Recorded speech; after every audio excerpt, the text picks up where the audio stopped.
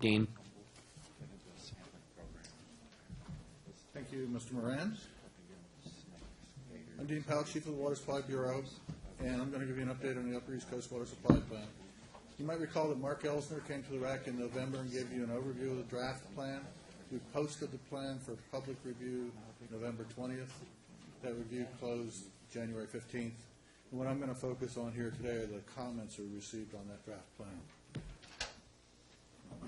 Just a little orientation. We have 5 planning regions in the South Florida Water Management District, and we're talking about this one, the Upper East Coast, Martin, St. Lucie County, and a little sliver of eastern Okeechobee County. God's country. On the right-hand side, you can see the statutory requirements. Reads like the table of contents for our plans. This is a graph of historic water demands in the region and projected water demands. On the left, you have 1990 demands, which was actually before we started doing water supply plans, all the way up to projections for 2040 here. I think this really tells the story of the Upper East Coast, especially if you focus on this the green part of the bar, which is agricultural water demand. Back when Indian River citrus was in its heyday, there was 160,000 acres of high-quality citrus in this area. Today, and actually our baseline for this plan of today is 2013, there's less than 50,000 acres. It by far and away dominates the water supply planning puzzle for the area. The other categories of use are stacked on top of that. Most of them show, just moderate growth over this period and projected into the future, with the exception of domestic self-supply, which is going to shrink as the public water supply systems develop and connect people to their systems. But this is really the problem for the Upper East Coast planning area. We have a good handle on what's happened historically, but trying to project what's going to happen in the next 20 years is a pretty difficult task. There's an awful lot of uncertainty in it. We have some issues in the area. The superficial aquifer is very unproductive, fairly poor quality, limited expansion of the superficial aquifer by a lot of wetlands in the area. It's not something that's used a whole lot in this planning area. Surface water is a very important source of water for the area, especially for agriculture. Surface water is the preferred source for agriculture.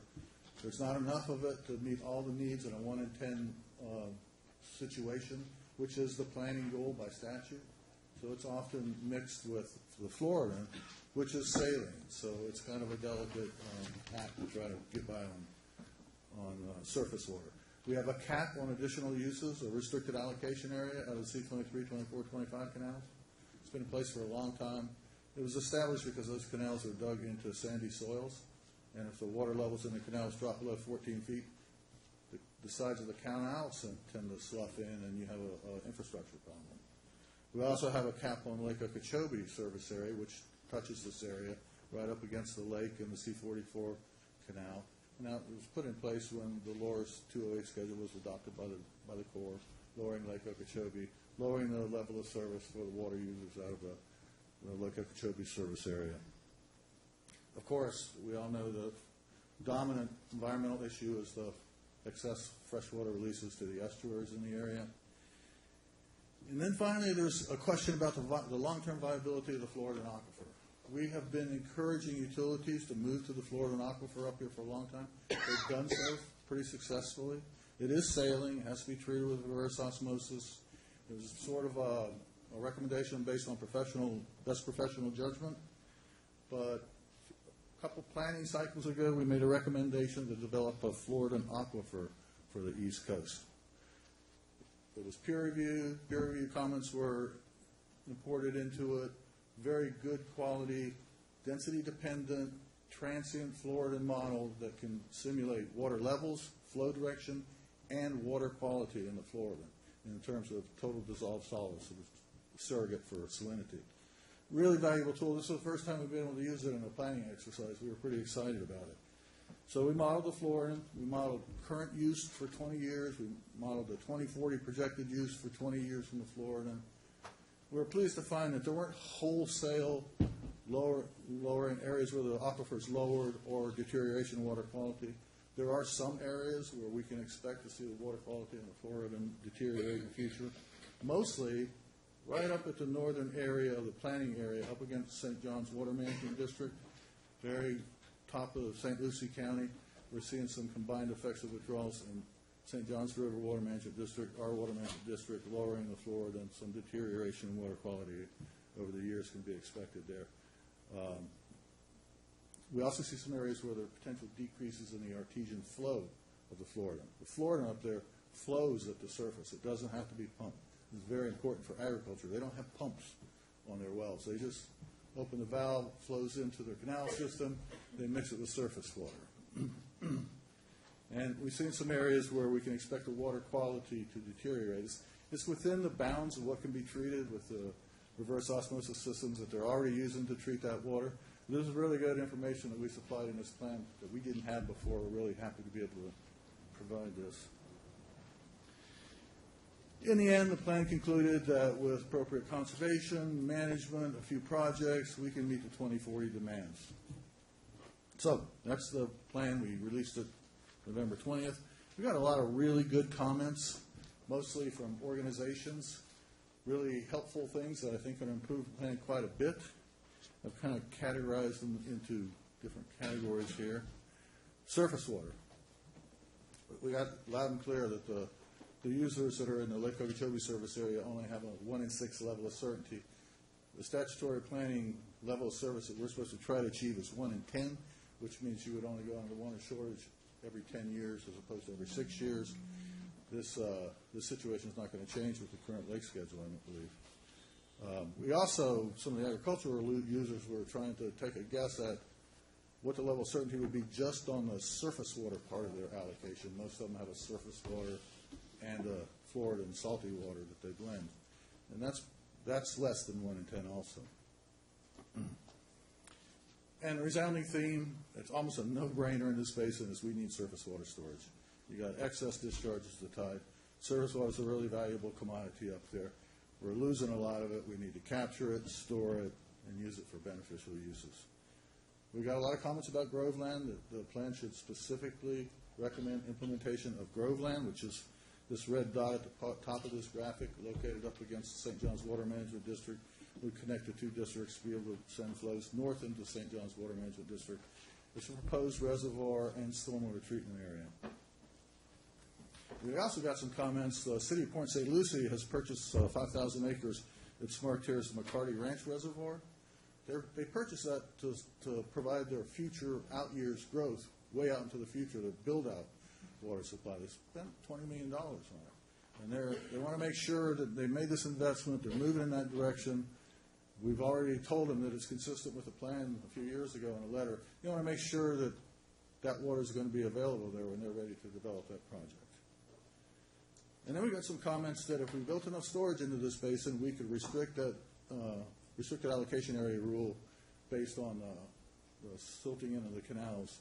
We'd be able to maintain canal levels in dry events by pulling water out of the storage. Got a lot of CERP comments. IRL South is not being implemented quickly enough. The CERP projects are turning out to be mostly water for the environment, not much water for human needs in them. We also got some comments that we should modify CERP to incorporate the Groveland project as a replacement for the C25 reservoir and STA that was envisioned in CERP that's located on the top of this map of CERP projects. Sort of miscellaneous comments. We need to be a little more upfront and obvious about the uncertainty in agricultural demand projection, agricultural demands. And I think it's a really valuable comment. It's really true. When you're drafting a plan and when you're living it day to day, sometimes you kind of lose sight. This is a big deal. It's a big deal in this planning area. It needs to be emphasized more, and we're working to do that now. Conversion of citrus land to other crops.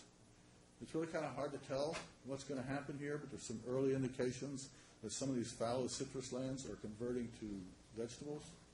Vegetables can't tolerate the salinity levels that are in the Floridan aquifer there, so we're going to need a fresher source, and it might be difficult to grow these vegetables on a mixture of saline groundwater and surface water.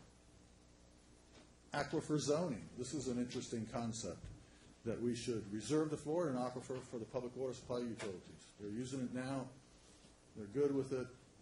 Agriculture prefers surface water, so reserve the Floridan for agriculture, for the public water supplies, surface water for agriculture, and Floridan for public water supplies.